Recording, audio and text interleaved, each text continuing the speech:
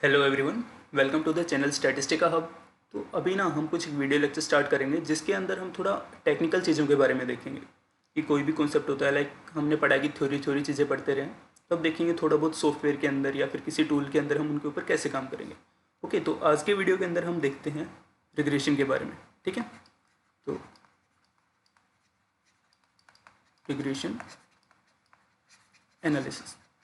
Okay, तो इसके बारे में सबसे पहले कुछ चीज़ें देखनी होंगी कि भाई ये चीज़ होती क्या है। ठीक है, सबसे पहले हम इसका बेसिक देखेंगे कि रिग्रेशन एनालिसिस में क्या होता है, हमारे पास वेरिएबल क्या होता है, उन वेरिएबल्स के अंदर हम क्या चीज़ फाइंड आउट करना चाह रहे होते हैं, किस बेसिस के ऊपर हम इसके ऊपर काम करते हैं। ठीक है, उसके बाद हम इसका थोड़ा सॉफ्टवेयर के अंदर देखेंगे, दैट इज़ हम आर स्टूडियो के अंदर बात करेंगे कि आर स्टूडियो के अंदर हमें अगर मॉडल फिट करना है, रिग्रेशन मॉडल फिट करना है, तो हम उसको कैसे करेंगे, और उसके ऊपर अगर हम सोल्व करेंगे आर के अंदर कुछ कुछ चीज़ें, तो फाइनल रिजल्ट्स हम कैसे निकालेंगे। ओके, तो सबसे पहले इसके बारे में बात कर देते हैं कि रिग्रेशन क्या होता है। ठीक है, तो सभी ने देखा होगा कि हम जो भी चीज़ें करते रहते हैं, लाइक एक छोटा सा एग्जांपल ले लेते हैं कि मेरे एग्ज़ाम में मार्क्स, ठीक है, कि मेरे एग्ज़ाम में जो मार्क्स होंगे अगर ये मेरा फाइनल रिजल्ट है, ठीक है, कोई मेरे को बोलेगा कि भैया सिर्फ मेरे को आपके रिजल्ट से मतलब है, अब कहाँ से कैसे मार्क्स आए वो सब अलग फैक्टर हो गए।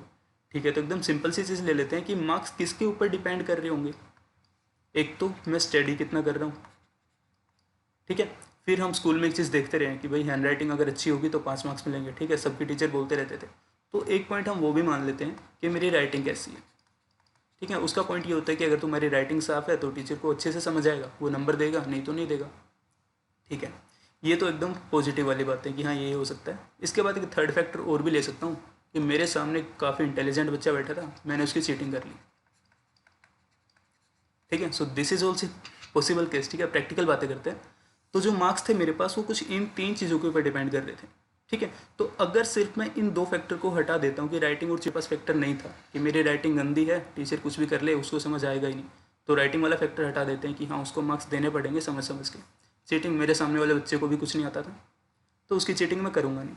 तो हो सकता था कि मेरा जो फाइनल यील्ड था, that is my marks, depends on only the study hours.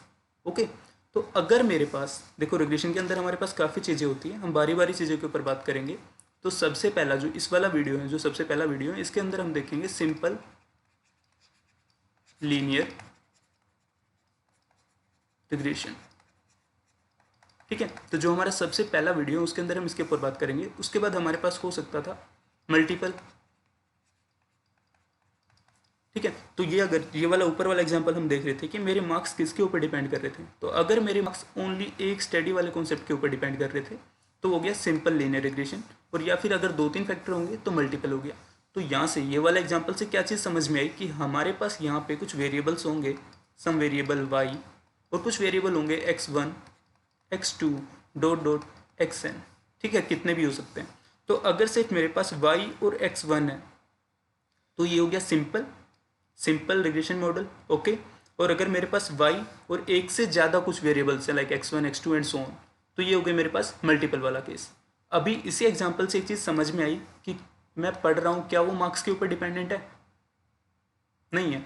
मैं ये नहीं देखूंगा ना कि मेरे मार्क्स है इसलिए मैं पढ़ूंगा, मैं ये देखूंगा कि अगर मैं पढ़ूंगा तो मार्क्स आएंगे। तो सिंपली जब हम रिग्रेशन की बात कर रहे होते हैं हमारे पास, तो यहाँ पे क्या हो रहा होगा, जो हमारा एक वेरिएबल होगा, one variable is dependent and other variables are independent। ठीक है, ये बात होगी। तो ये क्या बात होगी कि जैसे हमारे पास y था, ये तो डिपेंडेंट हो गया, ये किस किस फैक्टर के ऊपर, लाइक x1 के ऊपर हो सकता था, x2 के ऊपर, x3 and so on xn के ऊपर। ओके, तो जो x1 x2 x3 थे ये सब इंडिपेंडेंट हो गए, कि ये किसी के ऊपर डिपेंड नहीं कर रहे। हाँ ये है कि इनका जो फाइनल रिजल्ट होगा वो y की वैल्यूज़ को चेंज करेगा। So basically y depends on the variables x1 x2 and so on. ठीक है, तो इनको हम बोलते हैं इंडिपेंडेंट वेरिएबल, और वी कैन से रिग्रेशर्स। ठीक है, कि ये इनके बारे में हमें वैल्यू देगा, ये इसकी कुछ वैल्यू प्रोजेक्ट करेगा या फिर प्रिडिक्ट करेगा, उसके ऊपर बात होती है। ठीक है, तो ये चीज़ समझ में आ गई कि हमारे पास बेसिक कॉन्सेप्ट क्या होता है। अब इसके बाद हम थोड़ा सा आगे चलें तो चीज़ आती है हमारे पास कि अगर मैं सिंपल रिग्रेशन मॉडल को देखता हूँ तो उसके अंदर हमारे पास क्या अंडरस्टैंडिंग होगी या फिर क्या होगा। तो अगर हम सिंपल लेते हैं तो उसके अंदर क्या होगा, मेरे पास, मैंने बोला कि मेरे पास एक वेरिएबल हो गया y, this is dependent variable. एक वेरिएबल हो गया x, this is my independent variable. ठीक है, तो फाइनली मैं क्या कर रहा हूँ, एक लाइन ऑफ बेस्ट फिट हम यहाँ पे जनरेट करेंगे और we can say find out करेंगे such that y equal to, और we can say y estimated will be beta naught plus beta one X. ठीक है, इसका मतलब क्या होगा कि जैसे हम x की वैल्यू इसके अंदर फिट करेंगे तो हमें y की एक प्रोजेक्टेड या फिर प्रेडिक्टेड वैल्यू दे देगा इस रिग्रेशन मॉडल को फिट करके। ठीक है, अब क्या हो रहा होगा, अब इसी चीज़ को देखते हैं और इन जनरली इसी मॉडल को हम इक्वेट भी कर देते हैं कि हमारे पास मॉडल कुछ रहा होगा कि y cap equal to beta naught plus beta one x plus epsilon, this is error term. ठीक है, सो जनरली हम इसके ऊपर बात करेंगे, ये थोड़ा इजीली हम समझ पाएंगे।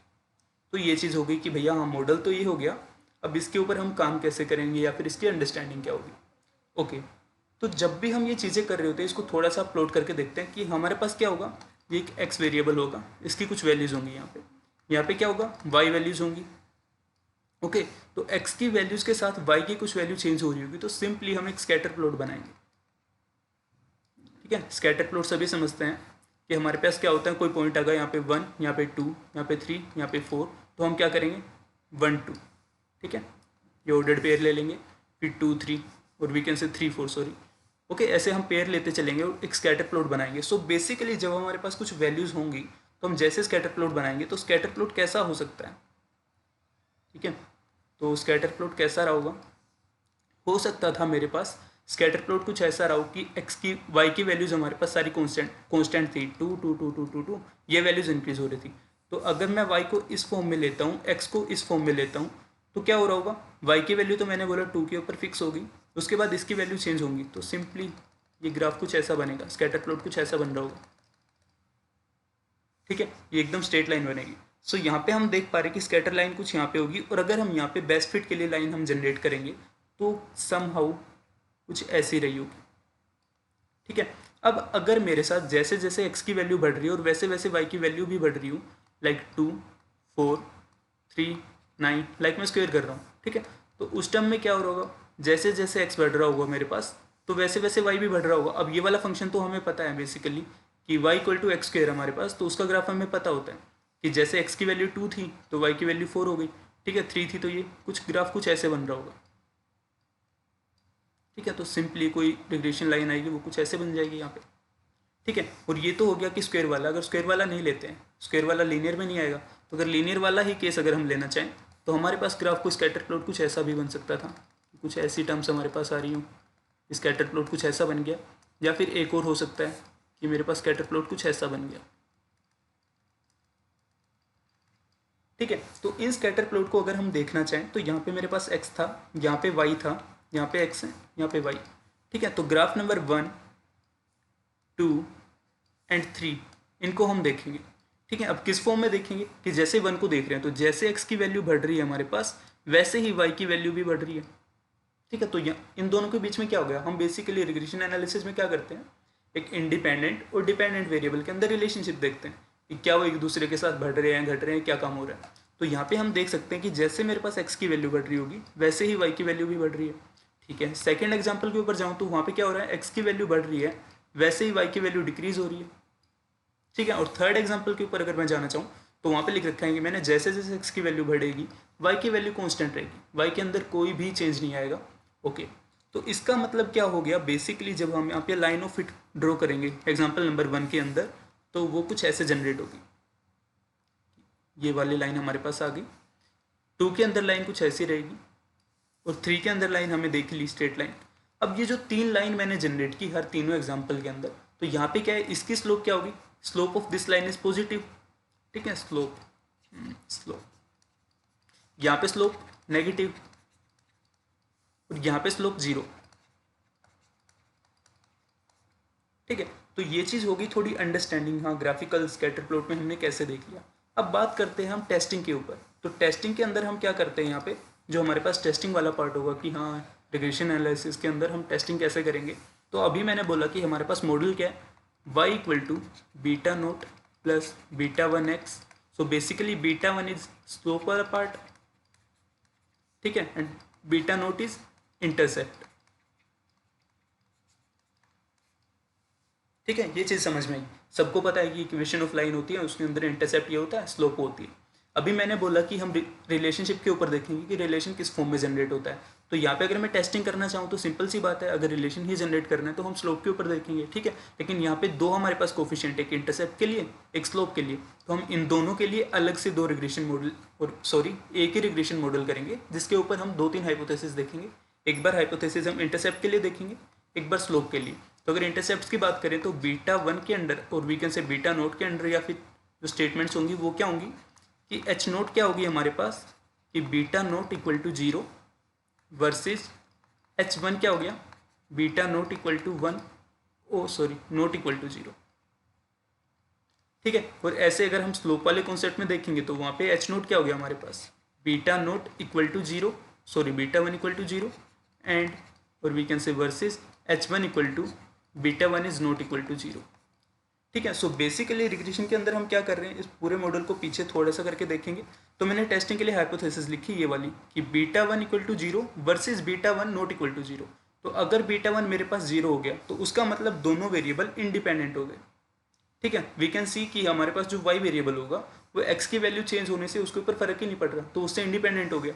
सो बस हमें यही चीज़ देखनी होती है कि क्या वो दोनों एक दूसरे के ऊपर डिपेंड कर रहे होते हैं, लाइक वाई एक्स के ऊपर डिपेंड करेगा या नहीं करेगा, ये हमें टेस्टिंग करना होता है यहाँ पे। उसके लिए हमारे पास हाइपोथेसिस कुछ ही होती है, ठीक है। तो एक फॉर्म तो होती है हम इस हाइपोथेसिस के ऊपर काम करें ऑन पेपर, लेकिन अभी हम जैसे इस वीडियो लेक्चर में मैंने बोला कि हम आर सॉफ्टवेयर का यूज़ करेंगे, ठीक है। आज स्टूडियो के ऊपर काम करेंगे तो वहाँ पे हम मतलब बिना सोल्व किए बस छोटी सी कमांड लिखेंगे, उससे हमारा सॉल्यूशन आ जाएगा कि हाइपोथेसिस रिजेक्ट होगी, नहीं होगी, या फिर क्या होगा, ठीक है। तो इसके ऊपर बात कर लेते हैं। तो ये तो होगी हमारे पास हाइपोथेसिस। इसके बाद हम क्या कर रहे होते हैं यहाँ पे, जब भी हम काम कर रहे होते हैं तो हमारे पास एक चीज़ और आती है कि जो हमने फिट किया, ठीक है, क्या फिट किया, हमने एक लाइन ऑफ बेस्ट फिट किया है, तो हमें देखना होता है कि क्या हमारी जो ये लाइन है क्या ये मतलब बेस्ट फिट है या नहीं है, ठीक है। हो सकता है कि मैंने फिट तो कर दिया कि हाँ भाई कुछ ऐसे ऐसे होगा कि फाइनल रिजल्ट कुछ ऐसे आएगा, इन दोनों के बीच में ये रिलेशन होगा, लेकिन क्या मेरी बात वैलिड रहेगी या नहीं रहेगी, तो उस चीज़ को चेक करने के लिए, ठीक है। तो मैं लिख रहा हूँ बेस्ट फिट। तो जब हमें बेस्ट फिट के लिए टेस्टिंग करनी होती है कि ये बेस्ट फिट होगा या नहीं होगा, उसके लिए हम एक वैल्यू देखते हैं आर स्क्वेयर, ठीक है। अब आर स्क्वेयर क्या होता है, यहाँ पे हमारे पास आर स्क्वेयर होता है basically coefficient of determination, okay. तो हमारे पास जो कोफिशिएंट ऑफ डिटर्मिनेशन होता है वो हमारे बारे में बताता है कि जो हमारा मॉडल हमने फिट किया है क्या वो बेस्ट फिट है या नहीं है, ठीक है। तो इसका यही रोल होता है हमारे पास इस कॉन्सेप्ट में, हम इसका इसी फॉर्म में यूज़ करेंगे। तो जो हम आज स्टूडियो में जब हम इसके ऊपर काम करेंगे, लाइक एक डेटा सेट के ऊपर हम काम करेंगे, तो हम देखेंगे कि आर स्क्वेयर किस फॉर्म में क्या दे रहा होता है। जैसे जैसे हमारे आर स्क्वेयर की वैल्यू क्लोज टू 1 होगी वैसे वैसे हम बोलेंगे कि ये बेस्ट फिट होगा, और अगर ये क्लोज टू 1 नहीं होगी, 1 से पीछे पीछे जाती जाएगी, तो हम बोलेंगे नहीं भाई अच्छा फिट नहीं है, ये गलत हो गया, तो कुछ और फिट करेंगे, ये वाला तो नहीं होगा, सिंपल लीनियर रिग्रेशन इसके ऊपर नहीं लगेगा, ओके, ठीक है। ये चीज़ हो गई। तो अभी हमने देख लिया कि जब हम काम करेंगे तो हमारे पास वाई कैप की वैल्यू आ जाएगी β0 प्लस β1 एक्स, ठीक है। तो एक्स की किसी भी वैल्यू के लिए हम वाई की कोई भी वैल्यू प्रेडिक्ट कर सकते हैं। तो ये हो गया हमारे पास कि भाई प्रेडिक्शन क्या होता है, बेस्ट फिट हम किस फॉर्म में देखेंगे, टेस्टिंग चीज़ हमने देख ली। उसके बाद आता है कॉन्फिडेंस इंटरवल। अब यहाँ पे हमारे पास जब रिग्रेशन हम पढ़ रहे होते हैं तो यहाँ पे दो चीज़ें होती हैं, ठीक है। अब दो चीज़ें क्या होती हैं, सबसे पहली चीज़ तो होती है कॉन्फिडेंस इंटरवल,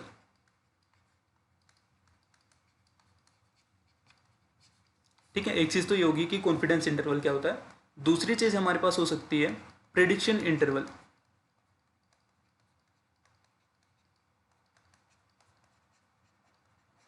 ओके। तो ये दो अलग अलग चीज़ें होती है, लेकिन कोई देखेगा कि यार कॉन्फिडेंस इंटरवल प्रेडिक्शन इंटरवल दोनों में काम तो नियरली सेम ही होगा, लेकिन सेम नहीं होगा, बस इनके अंदर एक छोटी सी स्टेटमेंट का डिफरेंस होता है। वो स्टेटमेंट क्या बोलती है कि जैसे जैसे हमारे पास एक वेरिएबल हो गया y, this is dependent and x is this is dependent and x is independent, तो हमसे क्या बोलेगा, वो हमें बोलेगा कि इस किसी भी जो इंडिपेंडेंट वेरिएबल था इसकी कोई एक पर्टिकुलर वैल्यू है एक्स नोट, ठीक है। इसकी कोई पर्टिकुलर वैल्यू दे देगा कि एक्स नोट के रेस्पेक्ट में तुम हमें कॉन्फिडेंस इंटरवल बताओ, से 95% कॉन्फिडेंस इंटरवल जनरेट करो। तो जो कॉन्फिडेंस इंटरवल होती है वो क्या बोलती है हमें,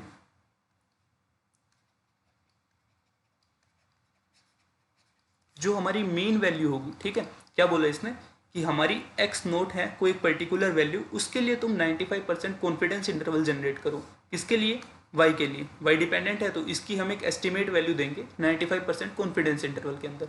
तो जो हमारी कॉन्फिडेंस इंटरवल होती है वो क्या बोलती है कि 95% में हम बताएंगे कि वाई की जो मीन वैल्यू होगी, ठीक है, कि वाई की कुछ भी वैल्यू हो सकती थी, लाइक ये कॉन्फिडेंस इंटरवल है तो यहाँ पे कहीं पे भी इसकी वैल्यू हो सकती थी, तो ये क्या बोलेगा कि 95 कॉन्फिडेंस इंटरवल का मतलब हो गया कि हम इसकी मीन वैल्यू का एस्टिमेट देंगे कि वाई की वैल्यू इनमें से कहीं पे भी थी, उन सब का जब हम मीन लेंगे तो मीन वैल्यू दे देगा हमें,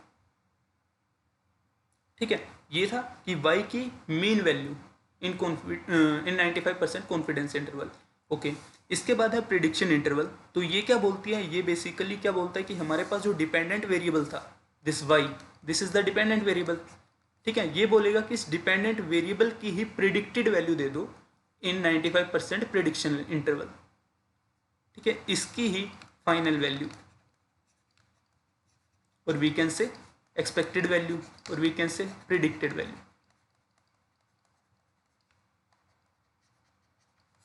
ठीक है। ये चीज़ होती है हमारे पास दोनों के बीच में। तो बेसिकली यहाँ पे क्या होगा, देखो तुम जब भी करके देखोगे तो नियरली क्या आएगा, जो मीन वैल्यू होगी यहाँ पे, जो इसकी जो फाइनल वैल्यू आएगी, हम बोलते हैं उसको फिट वैल्यू, वो हमारे पास, और यहाँ पे जो फिट वैल्यू आएगी दोनों इक्वल होंगी।